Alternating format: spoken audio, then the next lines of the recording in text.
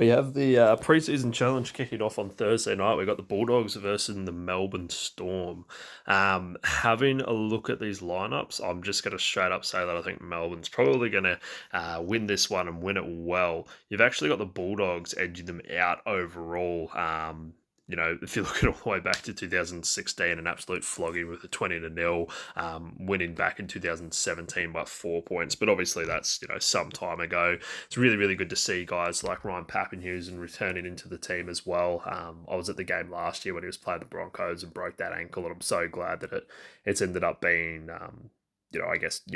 broken ankle's never good, but not as bad as originally thought, that it could have been something like Joao Yayi with a compound fracture or something along those lines. There's some really good players on the lineup as well. Obviously, some returning players for the Bulldogs. It'll be interesting to see where Bronson Zuri's at, whether or not he's really going to be able to pick things up. Samuel Hughes as well, especially for our fantasy team, he's going to be one to really keep an eye on. There's some quick guys out on the spine for the Melbourne Storm as well, so they're going to be quite interesting to watch. But I think overall, when you're looking at the lineup, I think Storm get this done and get it done well as well. We then jump across to Saturday where we've got Knights taking on the Sharks.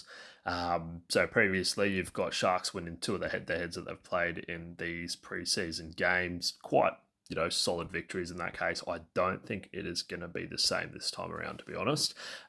There's a lot of players, really pivotal. Obviously, they're not necessarily going to play with their full squad, letting some young guys have a crack. But yeah, if you're looking outside of Caleb Ponga, you've just about got the starting team for the Knights anyway.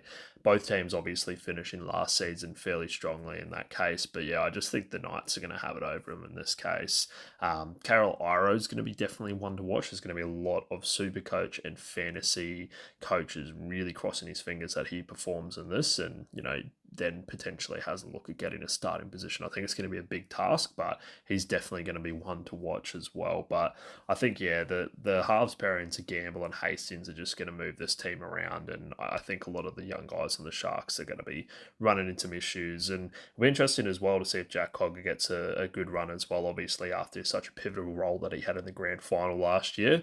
I reckon that the Knights are getting it done. Sydney Roosters versus the Manly Seagulls. I think that the Roosters are going to get this done pretty crazy. Once again, similar to the Knights, have just about got their regular lineup coming out here to play against Manly. Manly missing some players with their Lord and Saviour. Luke Brooks missing as well after he performed pretty well in the trials the other day. But yeah, just look at the backs. You got Tedesco, Tupu, Smith, Suoli'i, Young, and then you're running into Kiri Walker. Yeah, that's a pretty nasty lineup there. You've got a lot of their starting forwards as well.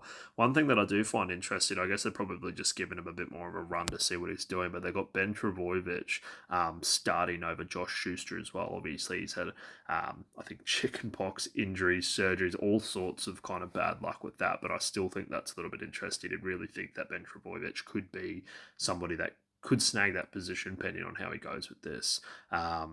I think Roosters win and win well.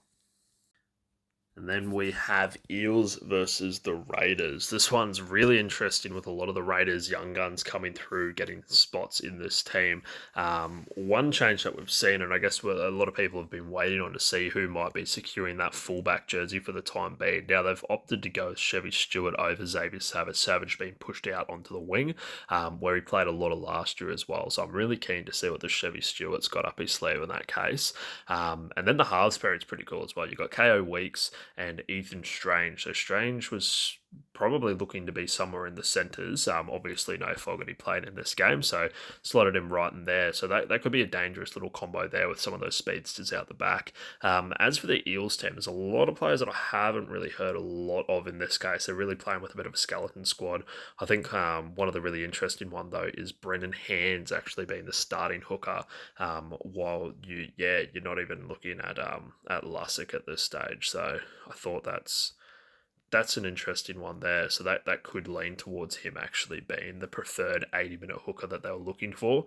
But yeah, I guess time will tell, and depends probably how he goes in this one. But if we're looking at this, I reckon that Canberra, the big milk, is getting it done on Saturday. Last game for the Saturday, we've got the Rabbitohs versus the Dragons. This is kind of a weird one that shouldn't make any sense, and I'll probably be wrong on this, but I guess we'll see. So the last nine that they've played like this, the Rabbitohs have thumped the fuck out of the Dragons. Well, maybe not thumped the fuck, but they've won pretty much 7-1 with one of them being drawn. But saying that, Rabbitohs are missing a lot of different players, really key players that just aren't going to be participating in this one. Meanwhile, the Dragons basically have their run-on team because, well, fuck me, that's pretty much all the players they've got in the entire world anyway.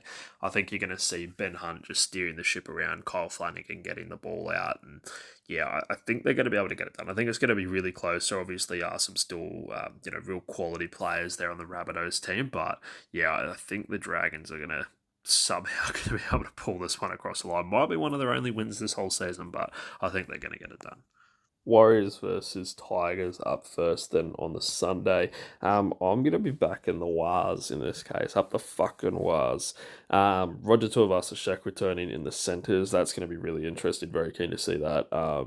Harris Tavita also making a comeback in 5/8 position. And then, Metcalf in the halves. I think that they're just a team that's on a bit of a roll, obviously, compared to the Tigers. A lot of players obviously aren't going to be in there. I just think they're just going to be a bit more quality, I think, as well, with it being in New Zealand. New Zealand's probably one of those teams that really gets a backing from their crowd. I can see them getting this done and fairly comfortably in this place. But I'm definitely keen to see RTS back in there. That's going to be a fun time. The Cowboys play the Broncos, then up next. I don't think this is going to go well for the Cowboys, honestly. They've got a lot of kind of reserve players that are coming through. They're missing a lot of their players. Like, there's barely anybody in their starting team here at all. Meanwhile, you've got a pretty stacked Brisbane Broncos team out here. Like, you got Walshy, Oates, you got Cobbo, you got Mariner, Reynolds is playing. You pretty much got all the starting forwards there. Paddy Carrigan's going to be out there. Like, that is a ridiculous lineup. Like, that could win the comp by itself. One that I'm really keen to see, though, is Fletcher Baker. Fletcher. Buenos tardes, Raimundo.